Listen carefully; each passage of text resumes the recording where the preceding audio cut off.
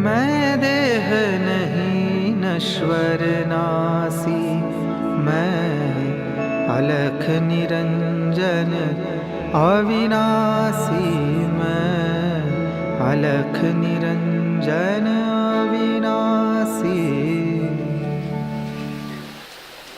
I find it difficult when I get inspired by certain great figures, great scientists, because that, like when you talk about Einstein, I find it very inspiring, and I think, well, if I could just marshal my energies and be focused on one thing, maybe I could become really good at it. But I find that with all the distractions and all my vasanas and everything, it seems very difficult to achieve much. So I kind of settled for just meditating. It's natural to be exhausted. The mind exhausts you because it's unbelievable the trash the mind has and the way it comes out, the trash. It's very unbelievable, and it appears sometimes the mind is inexhaustible. It never gets exhausted.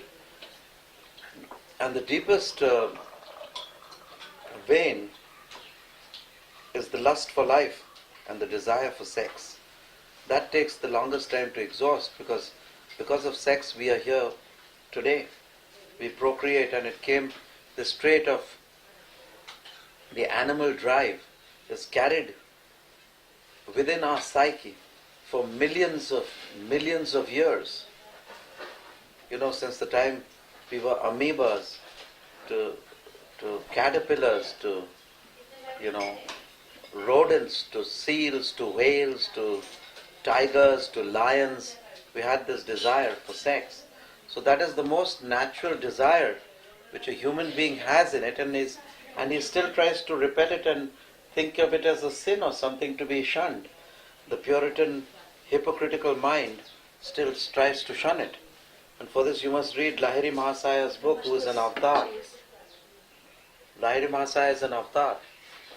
And he says, sex came to me, I had sex, I felt good, and I went into samadhi.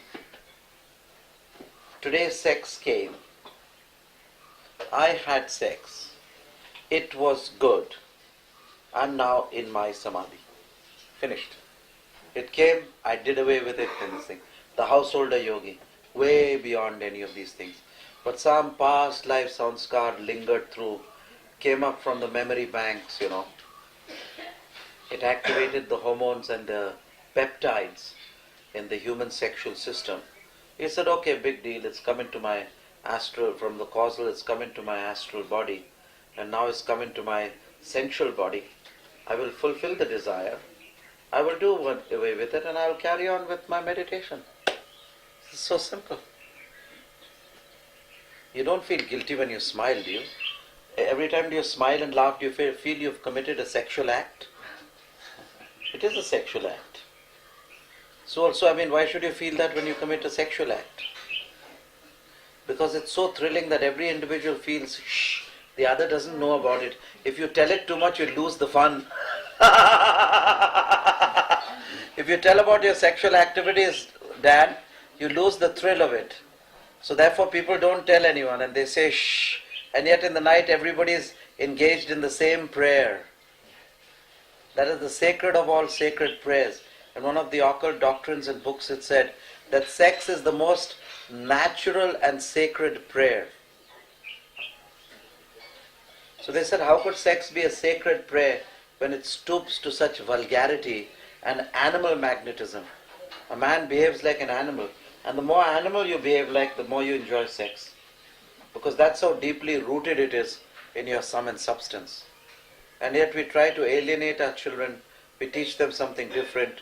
We teach them that a stork came and dropped this thing, and the mother caught it in her handbag or something. So all the children say, oh, we are handbag children. Our mom just collected us. We dropped from the heavens, our mom came with a handbag, she opened the bag, put it in, and that's how we were born. That's also very It was pretty exciting. The stork.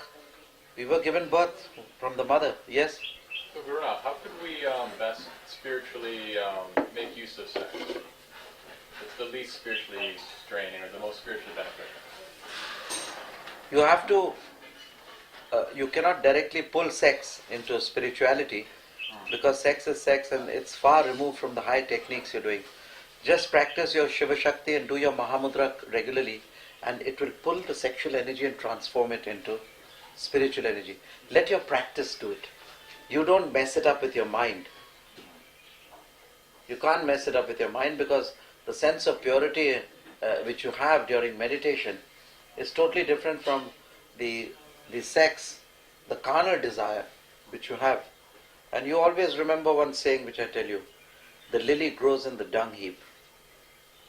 The most beautiful of spiritual people have been born through the sexual act. So please do not discard it or treat it as anything disgraceful. No doubt it retards you to the extent you want to enjoy sex. But the problem is, it's so damn enjoyable that you cannot disengage yourself from it, Dad. That is the problem. You cannot disengage. Because I remember one yogi told me, he said, "Gurunath, I'm a yogi, but please bear in mind, I'm a hormonal yogi." So I like that. I said, that's fair enough. You're a hormonal yogi. Huh? Asman bhai. Ha, boliye bhaijan. You said about sex is that when the chakras are opened up through Kriya, then the sexual energy isn't blocked and it can flow upwards. Not while having sex. Not while having sex. When you have sex, the normal sex, the energy flows downwards. Who told you the energy flows upwards? Well, I've never seen a man like you. I don't mean during sex. I mean This is just the opposite. No, I mean that the sexual energy can be transmuted upwards. It can be by Mahamudra, later Vajroli, by your regular practices. Purity in thought. Actually, there's no purity or impurity in thought. The thought, they call it purity for namesakes, but that doesn't mean you have to, the pot cannot call the kettle black. The pot is black, the kettle is black, both have to improve. So, the men or the psychology in man tries to degrade sex at the cost of the Hail Mary or meditation. You cannot, because it is from the desire or the passion of sex that the desire for God is created. If you don't have the fuel, which is the passion, how will that how will you get the energy to think of God? If you haven't the energy to have sex, how will you have the energy to think of God? Just strip them off their colors, the emotion of sex and the emotion of any false notion, and use pure energy. That is called the alchemy of totale transformazione. To use the energy of sex, bereft of its emotion, bereft of lust, take the pure energy and use it for the transformation. Use it for boosting your soul to consciousness. This is an alchemy which must be done. And how may we strip this energy of the feeling of sex? Actually, in subtler plants, they both intermingle. The atoms, the protons and the peptides are very amalgamated with the desire for procreation, the desire for sex.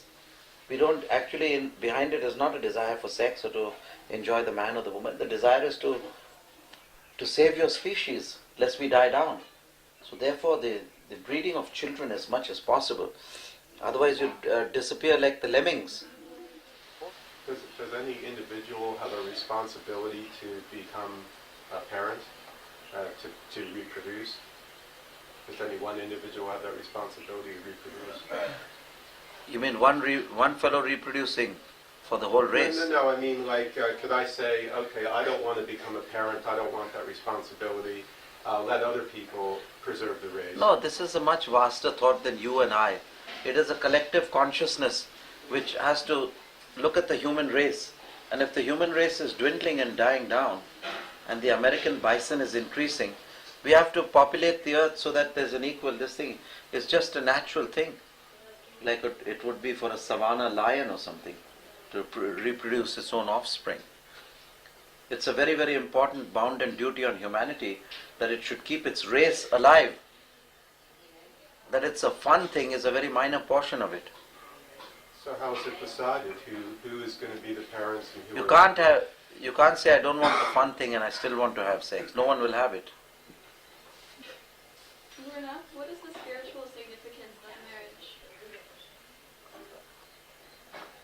spiritual significance of marriage is an economic significance. That if you produce a child on this earth, you should take the responsibility to give it food, clothing and a proper education so that he becomes a fine man in this world and makes the mother and father proud. Okay?